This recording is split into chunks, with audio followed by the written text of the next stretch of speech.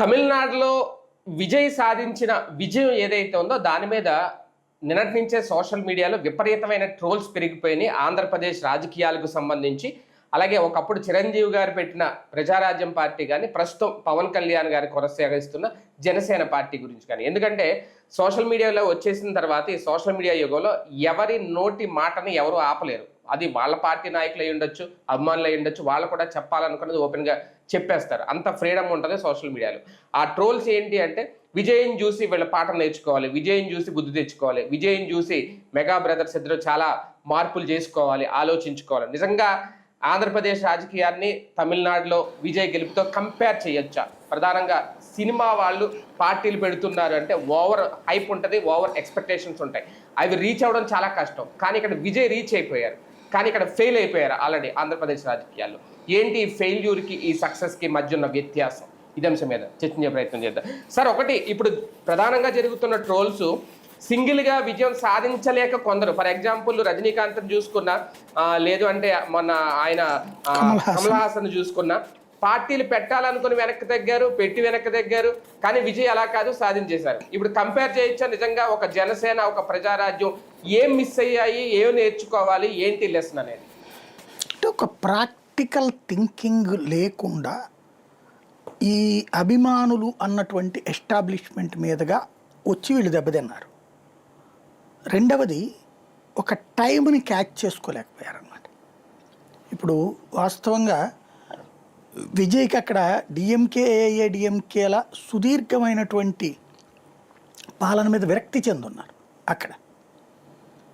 కాబట్టి అక్కడ ఏది 49 సంవత్సరాల పరిపాలన వీళ్ళిద్దరే. వాళ్ళ 5 ఏళ్ళు, వీళ్ళ 5 ఏళ్ళు, వాళ్ళ 5 ఏళ్ళు, వీళ్ళ 5 ఏళ్ళు, అంటే 50 ఏళ్ళు. మధ్యలో ఒక్కసారి ఏఐఏడిఎంకే 10 ఏళ్ళు పరిపాలించింది అంతే. టోటల్గా 50 ఏళ్ళు వీళ్ళే పరిపాలించారు. ఈ 50 ఏళ్లలో మార్పు ఏమీ లేదు. ప్రతిసారి వీళ్ళ అధికారంలోకి వచ్చినప్పుడు వాళ్ళని నాశనం చేయడం, వాళ్ళ అధికారంలోకి వచ్చినప్పుడు వీళ్ళని నాశనం చేయడం అంతే. మిగతా టైంలో ప్రాంతీయవాదం రెచ్చగొట్టడం.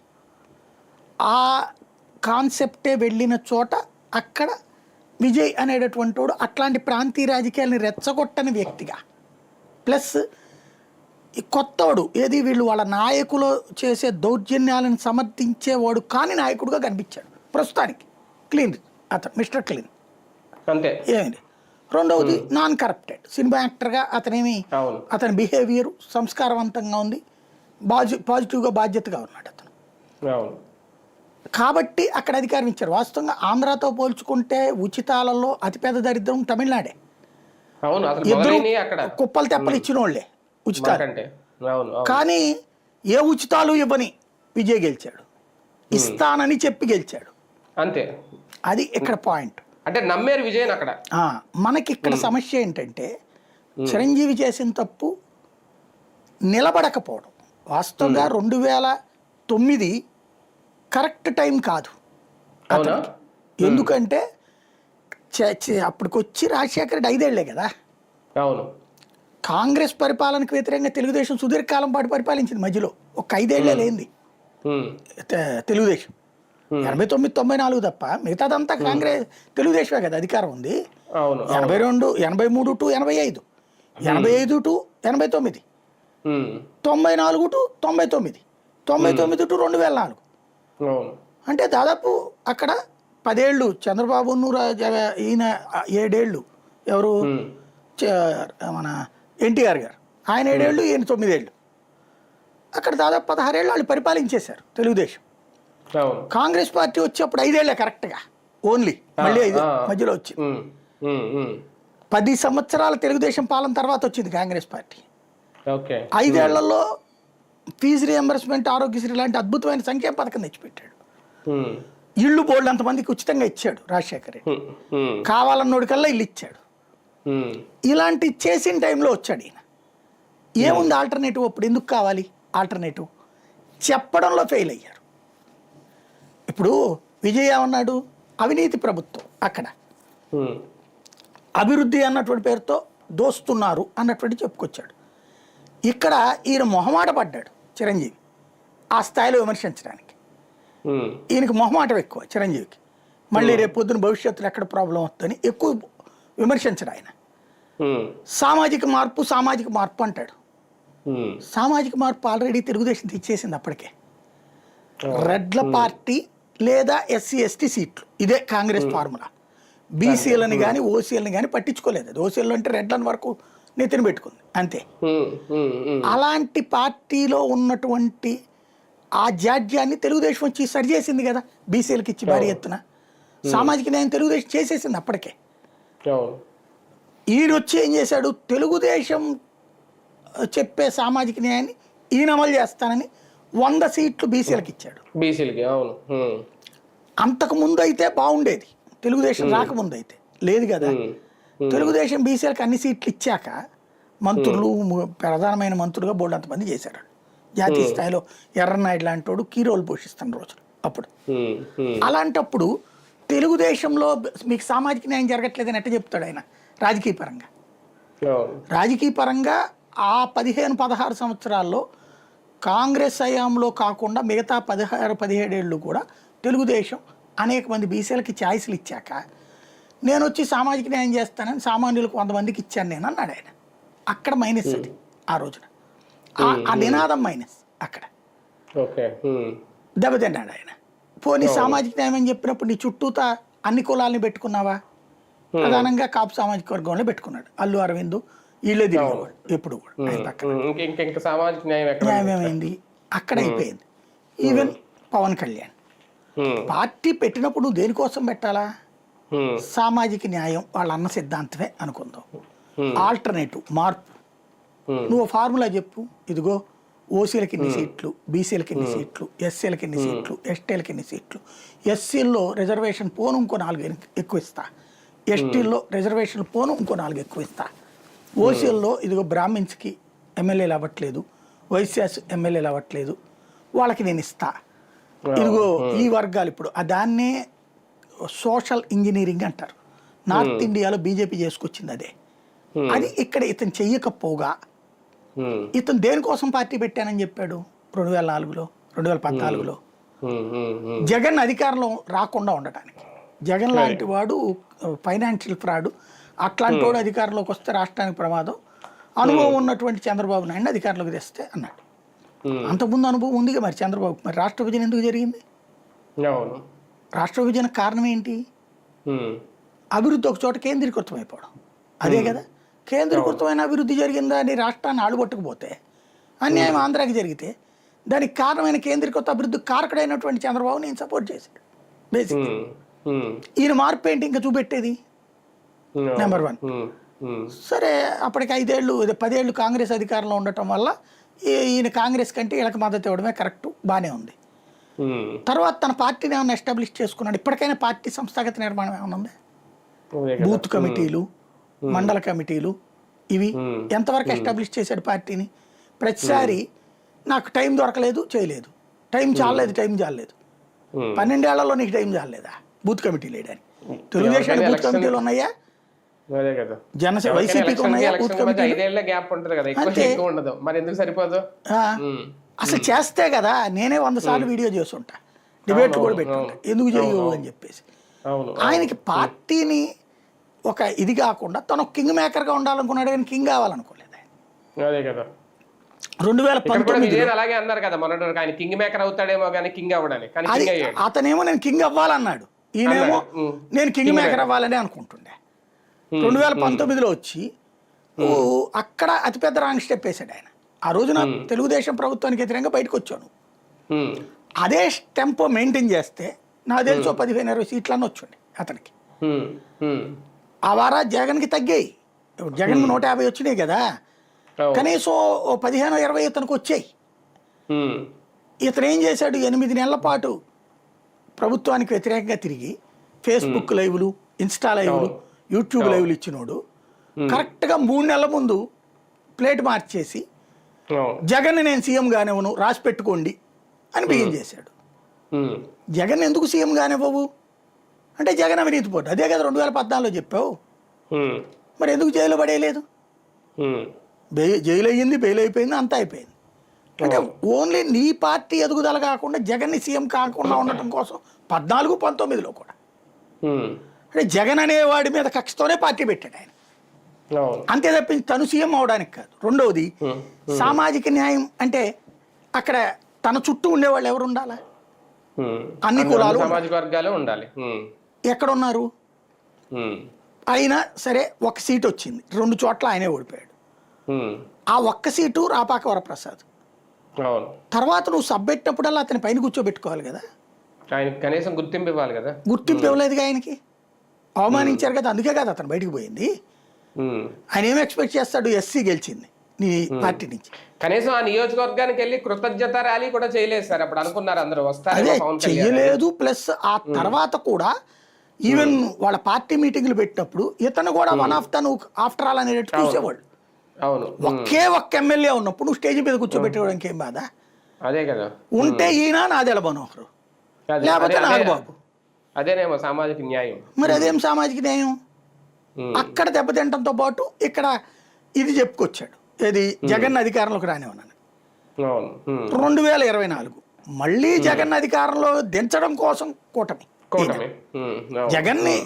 జగన్ కోసం పార్టీ పెట్టాడు, జగన్కి వ్యతిరేకంగా పార్టీ పెట్టాడు, చంద్రబాబుని అధికారంలోకి తేవడానికి పార్టీ పెట్టాడు, చంద్రబాబుని అధికారంలో ఉంచడానికి పార్టీ నడుపుతాడు ఆయన. అప్పుడు ఇంకా ఈయన ఎందుకు ఆల్టర్నేటివ్ అవుతాడు? ఎందుకు చంద్రబాబు ఉండాలి? నిజాయితీ పరుడు. చంద్రబాబు నిజాయితీ పరుడు అని జనం నమ్ముతున్నారా? ఏ అవినీతి చెయ్యడు నమ్ముతున్నారా? నేను అవినీతి చేయట్లేదు కాబట్టి చంద్రబాబు కూడా అవినీతి చేయట్లేదు అంటే నమ్ముతారా? లేదా లిక్కర్ పాలసీ బాగుందా? ఇసుక పాలసీ బాగుందా? పొల్యూషన్ కంట్రోల్ అయిందా? మైనింగ్ కంట్రోల్ అయిందా? అవినీతి ఎక్కడైనా కంట్రోల్ అయిందా? ఏం జరుగుతోంది ఇప్పుడు? ఇదంతా ఒక ఎత్తు. ప్రశ్నించు ప్రశ్నించు ప్రశ్నించు. జగన్ ఉన్ననాళ్ళు ప్రశ్నించాడు. ఇప్పుడు మంటలు జరుగుతున్నాయి, నడు రోడ్డు మీద దాడులు జరుగుతున్నాయి, హింస జరుగుతోంది, తప్పుడు కేసులు పెడుతున్నారు, సోషల్ మీడియా కేసులు పెడుతున్నారు. ఏవైతే జగన్ టైంలో తప్పు చెప్పామో దానికి 3 అంతలు జరుగుతున్నాయి ఇక్కడ. పైగా దానికి తోడు జగన్ టైంలో ఇసుక ప్రభుత్వం డబ్బులు తీసుకుంటే తప్ప అన్నాం, ఇక్కడ వ్యక్తులు తినేస్తున్నారు. మద్యం ప్రభుత్వం తీసుకుంటే తప్ప అన్నాం, రేట్ ఎక్కువ చేస్తే, ఇక్కడ రేట్ ఎక్కువ వ్యక్తులు తినేస్తున్నారు. మైనింగ్ స్వయంగా ప్రభుత్వం ఋషికొండ మీద కడితే తప్ప అన్నాం, ఇక్కడ కొండలు లేచిపోతున్నాయి. అలాగే ప్రభుత్వం కట్టించిన మెడికల్ కళాశాలలు తీసుకెళ్లి ప్రైవేట్ చేస్తున్నారు. సచివాలయ వ్యవస్థ నాశనం చేసేసాం, వాలంటీర్లను తీసి అవతల పడేసాం. చక్కటి ఒక కన్స్ట్రక్షన్ అడ్మినిస్ట్రేషన్ వ్యవస్థ మొత్తం చిన్నాభిన్నం చేశాం. దాన్ని గొప్పగా చెప్తున్నారు ఇక్కడ. అది విధ్వంసం, మేము ఇది కరెక్ట్ అంటున్నారు. ఇంటికి వచ్చి పెన్షన్ ఇవ్వడం విధ్వంసం, రోడ్డు మీద నుంచి పెన్షన్ తీసుకోవడం సంక్షేమం, అద్భుతం. ఇంటి సచివాలయం నుంచి ఇంటికి సర్టిఫికెట్ వస్తే విధ్వంసం. సర్టిఫికెట్ కోసం లంచాలకు ఇచ్చి నాయకుల చుట్టూ తిరిగితే అభివృద్ధి. ఎలా ఉంటది ఇవన్నీ? స్టార్ హీరోలు ఒక రకంగా అందరూ స్టార్ హీరోలే. మెగాస్టార్ పెద్ద స్టారు, పవన్ కళ్యాణ్ పెద్ద స్టారు, విజయ్ పెద్ద స్టారు. కానీ ఆంధ్రప్రదేశ్లో ఆ స్టార్ హీరోలు స్టార్ లీడర్ కాలేకపోయారు. సింగిల్గా బరిలోకి దిగితే 2 చోట్ల ఓడిపోయారు పవన్ కళ్యాణ్.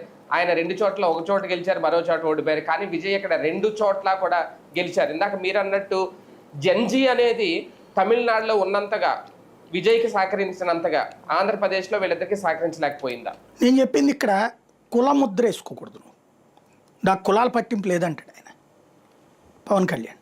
కానీ కనీసం మనకు మా కాపులందరూ ఒకటే ఏకమండి అని అడిగాడా లేదా ఆయన? మొన్న కొద్ది రోజుల క్రితం ఒక సభలో మీరు విన్నారో లేదో, నా చుట్టూ ఉన్న వాళ్ళు ఏ కులమో నాకు తెలియదు అన్నాడు ఆయన. అది అయ్యి మాటలతో జనాలు మాయ అయిపోతారు అనుకుంటాడు ఆయన. 21 మంది ఎమ్మెల్యేల్లో కాపులు కాకుండా మిగతా వాళ్ళు ఎంతమంది ఉన్నారండి? ఎస్టీ నియోజకవర్గాల్లో ఎస్టీది వరకు ఓకే, ఎస్సీ నియోజకవర్గంలో ఎస్సీ ఓకే, మిగతా వాళ్ళు ఎవరున్నారు? బీసీలు ఎంతమంది ఉన్నారు? తర్వాత ఇతర ఓసీ కులాలు ఎంతమంది ఉన్నారు అక్కడ? తెలుగుదేశం పార్టీకి చేత కదా ఏంటి అందరికి కమ్మలకి ఇచ్చుకోవడం? ఎందుకు సామాజిక న్యాయం అని చెప్పేసి బీసీ ఎస్సీ ఎస్టీ కోటా ఎక్కువ ఇస్తుంది? కమ్మ సామాజిక వర్గానికంటే బీసీలు ఎక్కువ ఉంటారు అక్కడ. చూడండి మీరు తెలుగుదేశం కూర్పులో కమ్మ సామాజిక వర్గం అంటే బీసీలు ఎక్కువ ఉంటారు, కాపులు ఎక్కువ ఉంటారు వాళ్ళ సీట్లు. మరి జనాభా ప్రాతిపదికన వాళ్ళు చేస్తున్నారా? జాగ్రత్త. ఎస్సీ ఎస్టీ సీట్లు అంటే తప్పదు, వదిలేద్దాం. సామాజిక న్యాయం బీభత్సంగా చేసి జగన్మోహన్ రెడ్డి ఓడిపోయాడు. ఏది ఓసీ సీట్లు ఎస్సీ ఎస్టీ బీసీలకు ఇచ్చినోడు అతను, అలాంటోడే ఓడిపోయాడు. ఇక్కడ అది వీళ్ళు ఏమనుకుంటున్నారు, అతనికి అంత సామాజిక న్యాయం చేస్తేనే ఓడిపోయాడు. ఈవెన్ బీసీలకు మన సీట్లు కూడా అట్లాగే ఇచ్చాడు కదా విపరీతంగా, సామాన్యులు తెచ్చి కూర్చోబెట్టాడు కదా జగన్. కానీ అతనే ఓడిపోయాడు, మనల్ని మన కులాన్ని మనం నెత్తిన పెట్టుకోవడం కరెక్ట్ అనే ఫీలింగ్లో వచ్చారు. చుట్టూ ఉన్నోళ్ళు ఆ లెక్క చెప్తున్నారు. కానీ జనం అబ్జర్వ్ చేస్తారు, అది మైనస్ అవుతుంది, ఆయన గ్రహించటం లేదు. సార్ సినిమాల నుంచి పాలిటిక్స్ లోకి వచ్చి సింగిల్ గా ఎవరితోనూ పొత్తులు పెట్టుకోకుండా గెలిచిన వాళ్ళలో ఎన్టీఆర్, ఎంజీఆర్, జయలలిత తర్వాత ఒక్క విజయ్ అని అనుకోవచ్చా? ఖచ్చితంగా. ఎందుకంటే ఈ 50 ఏళ్లలో ఇంకోటి ఎంజీఆర్లు వీళ్ళు అప్పుడెప్పుడో పెట్టేసిన పార్టీలు వదిలేద్దాం, తెలుగుదేశం ఒప్పుకోవాలి, మా పార్టీ కొత్తగా పెట్టి సక్సెస్ అయింది. ఎన్టీ రామారావు, ఎంజీఆర్ తర్వాత విజయ్, మధ్యలో జయలలితని తీసుకోకూడదు.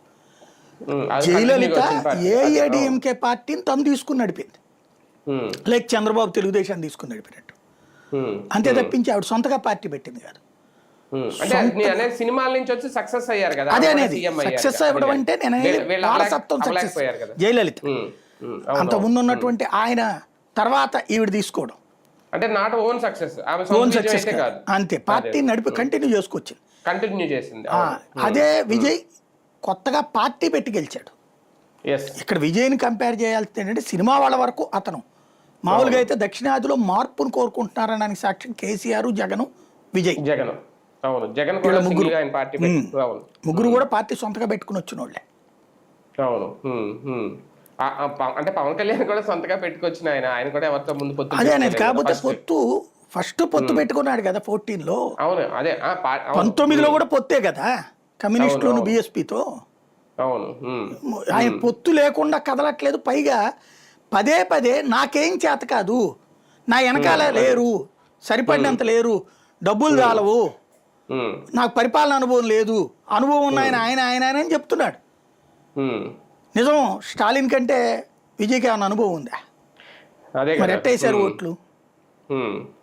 జగన్కి ఏం అనుభవం ఉందని వేసారు ఓట్లు? ఒక రకంగా విజయ్ వర్గం చాలా సంబరాలు చేసుకుంటుంది, తమిళనాడులో చాలా హ్యాపీగా ఉంది. కానీ విజయ్ గెలుపు కొంతవరకు పవన్ అభిమానులు కానీ మెగాస్టార్ అభిమానులు కానీ డిసప్పాయింట్ చేసింది అనుకోవచ్చా? అంటే వాళ్ళకి డిసప్పాయింట్ ఏం కాలేదు, కానీ అంటే మన నాయకుడు ట్రోల్ చేయడానికి చేసే వాళ్ళ వల్ల డిసప్పాయింట్ అవుతున్నారు. అంటే మన నాయకుడు ఎలా ఎందుకు చేయలేకపోయారు, అట్లేం అనుకోవట్లేదు వాళ్ళు, ఎందుకంటే ప్రయత్నించారు పాపం. కానీ ఇక్కడ మన రాష్ట్రంలో కుల రాజకీయాల వల్ల సాధ్యం కాలేదు. జగన్కి వేసిన వాళ్ళు పవన్కి ఎందుకు వేయలేదు, బాబుకి వేసిన వాళ్ళు పవన్కి ఎందుకు వేయలేదు, ఇట్లా మాట్లాడుకుంటున్నారు. పవన్కి సపోర్టింగ్గానే ఉన్నారు. వాళ్ళ కోపం వచ్చేదల్లా ఇప్పుడు పవన్ని ట్రోల్ చేస్తున్న వాళ్ళు వైసీపీ వాళ్ళు, దానికి సమాధానం చెప్పడం దగ్గర కోపం వస్తుంది వీళ్ళకి, అక్కడ ఆవేదన చెందుతున్నారు అంతే. అంటే ద్రవిడ పార్టీలకే కాదు, దక్షిణాదిలో చాలా వరకు చాలా రాజకీయ పార్టీలకి ఒక లెసన్ ఇది అని అనుకోవచ్చా? 5 రాష్ట్రాల ఎన్నికలు దేశవ్యాప్తంగా ఒక లెసన్ అండి. పరిపాలనలో అహంకారం, అవినీతి, ఆశ్రిత పక్షపాతం, వారసత్వ రాజకీయం, అరాచకాన్ని సమర్థించే తత్వం, ఈ 5 చేసిన వాళ్ళని పక్కన పెట్టారు. మన్నికగా ఉండటం, బాధ్యతగా ఉండటం, దేశాన్ని కాపాడే ప్రయత్నం చేయడం, హిందుత్వ పరిరక్షణ, మైనారిటీ బుజ్జిగింపు చర్యలకు దూరం, ఈ 5 చేసినటువంటి బీజేపీ పాలిత రాష్ట్రం, ఎన్డీఏ పాలిత రాష్ట్రాలు రెండిట్లోనేమో ప్రభుత్వాన్ని మళ్ళీ కొనసాగించారు. ఆ 5 చేసినటువంటి 3 రాష్ట్రాల్లో ప్రభుత్వాలని గద్దెదించారు. సార్ ఒకటి, ఈ 5 రాష్ట్రాల ఎన్నికల్లో కామన్ థింగ్ బీజేపీకి అలాగే టీవీకేకి ఈయన కొన్ని చోట్ల అంతే డ్రైవర్ కొడుకు ఇవ్వడం కానీ, లేదంటే ఆవిడెవరికో లేడీకి ఒక వాళ్ళకి ఇచ్చారు, వీళ్ళు కూడా ఇచ్చారు పశ్చిమ బెంగాల్లో బీజేపీ. అంటే ఈ కామన్ పాయింట్స్ ఏవైతే ఉన్నాయో అవి ఇద్దరిని కూడా ఒక రకంగా ఈ స్థాయికి తీసుకొచ్చినాడు అనుకోవాలి. బీజేపీని కానీ ఒకటి పార్టీ ఫార్ములానే కరెక్ట్ అండి, ఇందులో అది అదృష్టం. ఇప్పుడు చిరంజీవి ఇచ్చారు పాపం 100 BC ఇచ్చారు, పవన్ కళ్యాణ్ కూడా ఇచ్చాడు 2019లో. సామాన్యులు ఎక్కడెక్కడో సర్వీస్ చేసే వాళ్ళని తెచ్చిచ్చాడు టికెట్లు, ఫెయిల్ అవ్వాలి. అంటే బీజేపీ కూడా ఇప్పుడు సీఎంల ఎంపిక విషయంలో కూడా ఖచ్చితంగా ఈ సామాజిక కోణంలోనే చూస్తుందట. నేను అనేది ఏంటంటే కులము ఇట్లా కాదు వాళ్ళు చూసేటటువంటిది, పార్టీ సంస్థాగతంగా డెవలప్ చేసుకోవచ్చు, అప్పుడు ఇస్తారు వాళ్ళు. విజయ్ వచ్చేటప్పటికి తన చేతిలో ఉన్న వాళ్ళందరికీ ఇచ్చేశాడు, అంతే తేడా. బీజేపీ అట్లా కాదు, సంస్థాగతంగా ముందు నుంచి ఎస్టాబ్లిష్ చేస్తుంది ఎవరెవరు పోటీ చేయాలన్నది. అది చాలా తేడా ఉంటుంది. విజయ్కి ఇప్పుడు బీజేపీ చాలా తేడా ఉంటుంది. బెంగాల్లో సువేందు అధికార కన్ఫర్మా సీఎం క్యాండిడేట్ మారుస్తారా? 90% అతను ఉండొచ్చు, 10% వేరే వాళ్ళని పెట్టినా ఆశ్చర్యపోనక్కర్లేదు అక్కడ. ఎందుకంటే ఇంకా అఫీషియల్ గా అనౌన్స్ చేయలేదు, ఇంకా కొన్ని 3-4 పేర్లు కూడా వినిపిస్తున్నాయి, ఎంతవరకు కరెక్ట్ అనేది తెలియదు, చూడాలి అది. రైట్ చూద్దాం. మొత్తానికి తమిళనాడులో టీవీకే విజయం ఏదైతే ఇప్పుడు ఆంధ్రప్రదేశ్ పాలిటిక్స్ని కూడా ప్రశ్నించేలాగే ఉంది. ఒక రకంగా ఎందుకు ఇక్కడ సక్సెస్ కాలేకపోయారు సెలబ్రిటీలు, ఒక రకంగా మెగాస్టార్ కుటుంబం ఎందుకు సక్సెస్ అవ్వలేదు? టీవీకే విజయ్ గెలుపు మాత్రం ఒక లెసన్ అవుతుందా మొత్తం ఈ 5 రాష్ట్రాల ఎన్నికల ఫలితాలకి? భవిష్యత్తులో రాబోయే మార్పులు ఏంటి, ఏం చేస్తారు వేచి చూద్దాం.